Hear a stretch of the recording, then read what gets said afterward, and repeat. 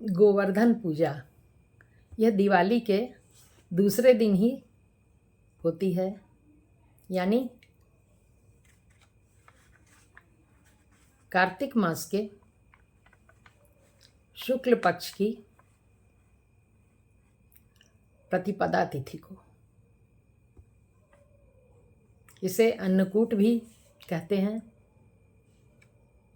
गोवर्धन पूजा में श्री कृष्ण जी की ही पूजा मुख्य रूप से होती है, साथ गोवर्धन पर्वत की। इस दिन गोवर्धन पूजा और गोधन यानी गाय बैलों की पूजा, बछड़ों की पूजा की जाती है और भगवान कृष्ण की पूजा की जाती है। गोवर्धन पूजा के विषय में एक लोक कथा प्रचलित है कि ब्रज में सभी स्त्रियां मिठाइयाँ बना रही थीं, मैया भी बना रही थी। तो भगवान कृष्ण मैया से पूछते हैं, यशोदा मैया से, कि मैया इतने पकवान क्यों बन रहे हैं, किसके लिए बन रहे हैं। तो यशोदा मैया ने कहा कि कन्हैया, ये पकवान इंद्रदेव के लिए बन रहे हैं, इंद्रदेव की पूजा की जाएगी। बोले वो क्यों? तो मैया ने कहा कि इंद्रदेव ही तो जल बरसाते हैं, जिससे अन्न उगता है, चारा उगता है, तो हम लोग भोजन करते हैं और हमारे ये गाय बछड़े भोजन करते हैं। तो कन्हैया ने कहा कि मैया, इंद्रदेव की पूजा करने की क्या ज़रूरत है, तब तो इसको गोवर्धन पर्वत की पूजा की जाए, क्योंकि ये तो सब उसी पर्वत पर चढ़ते हैं और इंद्रदेव तो अहंकारी है, उनकी पूजा ना करो तो क्रोधित हो जाते हैं, तो घमंडी की पूजा करने की क्या ज़रूरत। ऐसा कह के कन्हैया ने सबको रोक दिया पूजा से। इंद्रदेव की पूजा नहीं हुई और सब ने गोवर्धन की पूजा की। इधर इंद्रदेव को बड़ी नाराज़गी हुई, हमेशा पूजा मिलती थी। बहुत गुस्सा आया, उन्होंने अपार पानी बरसाया।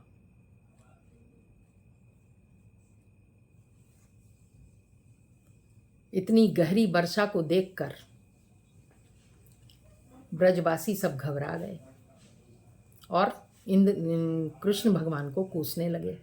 इसी के कहने से हम लोगों ने इंद्र की पूजा नहीं की, तो ऐसी तकलीफ पा रहे हैं।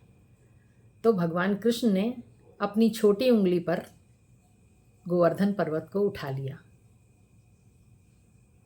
उस समय उनकी उम्र सिर्फ 7 वर्ष की थी,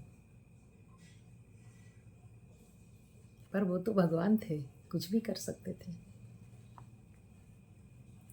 और गोवर्धन पर्वत के नीचे सारे ब्रजवासियों को, गाय बैलों को, बछड़ों को, सबको शरण दी उन्होंने।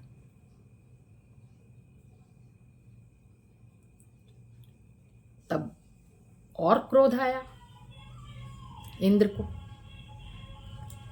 इंद्र ने और मूसलाधार बारिश की। तब भगवान कृष्ण ने सुदर्शन चक्र को कहा कि आप ऊपर से वर्षा को नियंत्रित कीजिए और नीचे शेषनाग को कहा कि आप पर्वत के आसपास एक घेरा बना लीजिए और पानी को अंदर की तरफ नहीं आने दीजिए, जिससे ब्रजवासियों की सबकी रक्षा हो जाए। 7 दिन तक मूसलाधार बारिश होती रही और ब्रजवासी कोई दिक्कत में नहीं थे, आराम से थे। इंद्र को बड़ा आश्चर्य हुआ।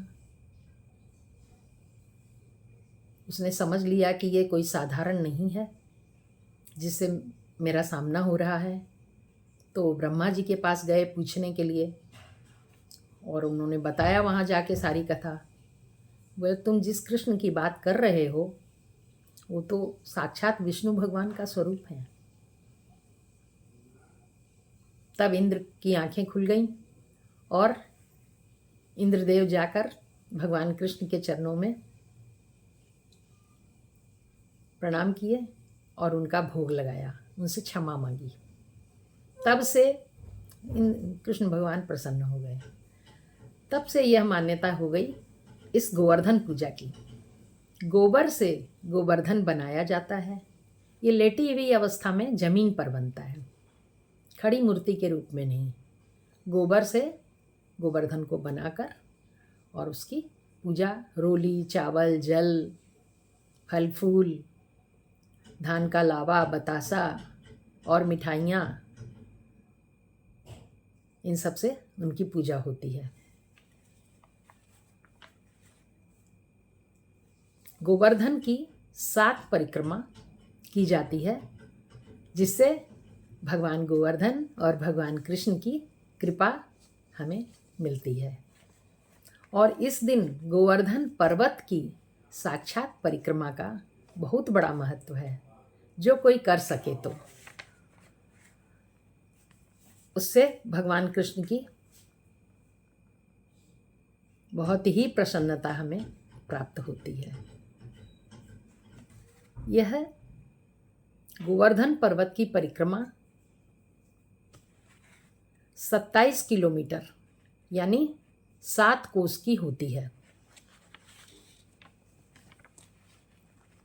यह परिक्रमा मानसी गंगा कुंड से शुरू होकर राधा कुंड गांव तक से होकर निकलती है। इसके मार्ग में राधा कुंड, श्यामा कुंड, दान घाटी मंदिर, मुखार बिंद, कुसुम सरोवर, रीना मोचना, पुचारी आदि स्थान पड़ते हैं। इस परिक्रमा को अपनी सुविधा से भक्त 2 दिन में भी कर सकते हैं, 1 दिन में करना आवश्यक नहीं है। काशी में इस दिन अन्नकूट की परंपरा है।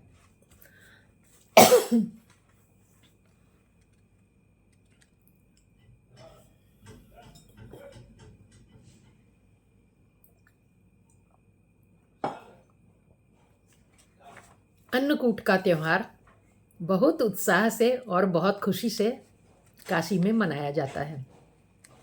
अन्नपूर्णा जी के मंदिर में प्रथम तल में स्वर्ण प्रतिमा रखी जाती है अन्नपूर्णा जी की, और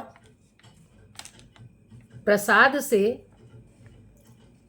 पहाड़ के रूप में सजाया जाता है।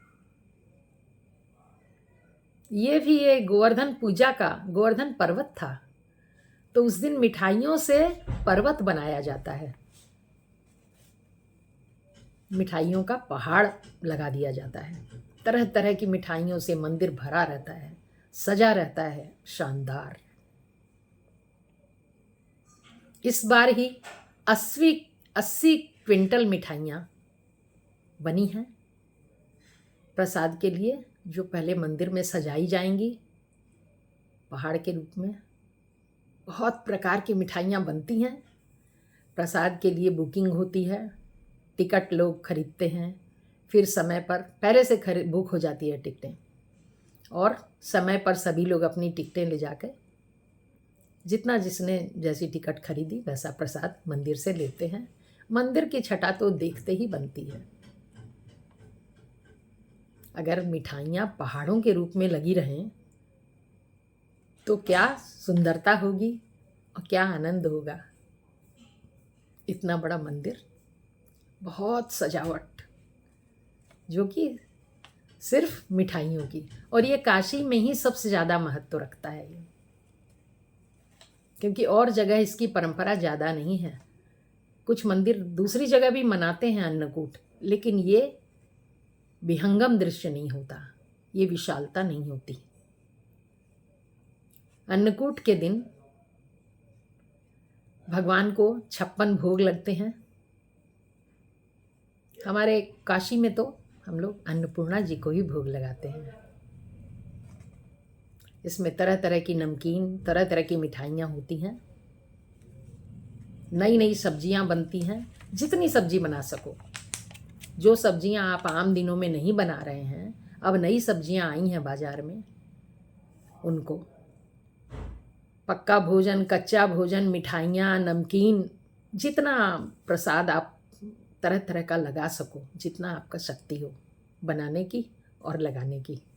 इतना बनता है वाराणसी में। तो हम लोग अपने घरों में भी जितना बना सकते हैं उतना बनाते हैं। और अन्नपूर्णा मंदिर में दर्शन करने के लिए भी अपार भीड़ जाती है। सब सीढ़ी चढ़ के एक तल्ले जाके और माँ की स्वर्ण प्रतिमा का दर्शन करते हैं। इसके बाद प्रसाद तो टिकट से लिया जाता है। तो बड़े आनंद का दिन होता है ये अन्नकूट। इसको गोवर्धन पूजा और अन्नकूट दो स्थितियों में मनाया जाता है। जय हो माँ अन्नपूर्णा की, गोवर्धन भगवान की और भगवान कृष्ण की